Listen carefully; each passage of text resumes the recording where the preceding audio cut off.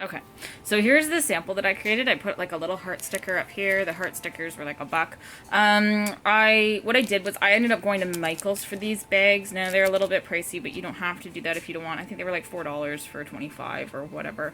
You can go to the dollar store and just pick up some little bags. I've done just some regular some regular paper bags from the dollar store or whatever. The reason why I did this was because it's Valentine's Day. I think it makes it look a little bit more elegant. I had a $25 gift card that I was given at Christmas, so that's what I used to help me get through this. So it ended up only costing me like $21 for everything that I did purchase, which would be like the stickers and stuff like that. But you don't have to go all out the way that I did. The thing is just to make it look a little bit more elegant, because you don't want, I did try just doing a baby jar.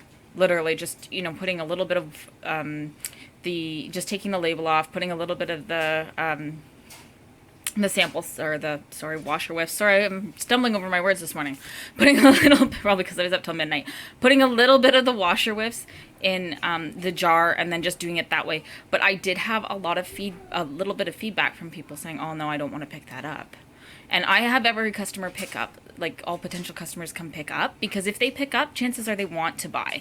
If they're not picking up, if they want you to deliver, chances are that they either can't afford to buy or are interested in buying. They just want the free stuff. So that's why I have everyone come to me. I once made 80 sample bags and only got 2 customers out of that.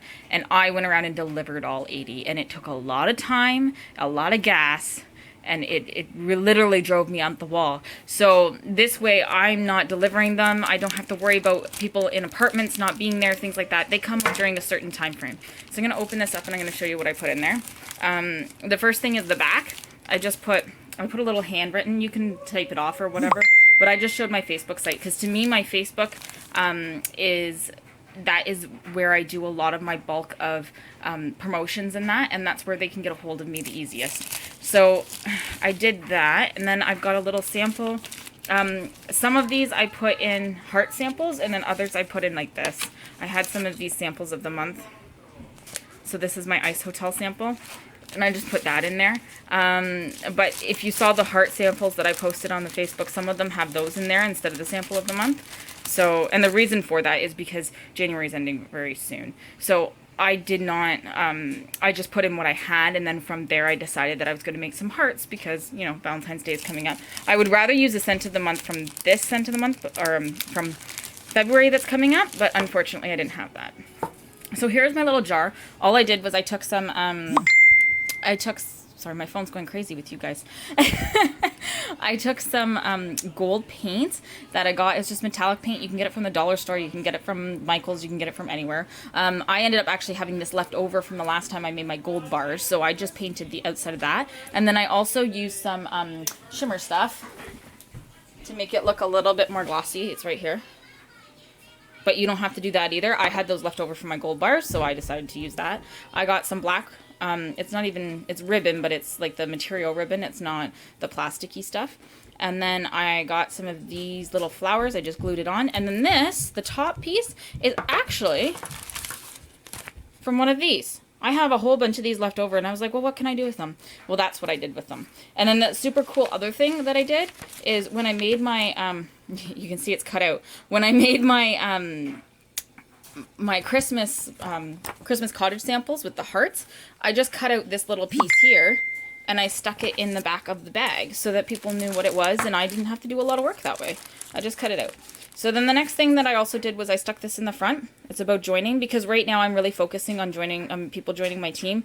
I want to win the trip.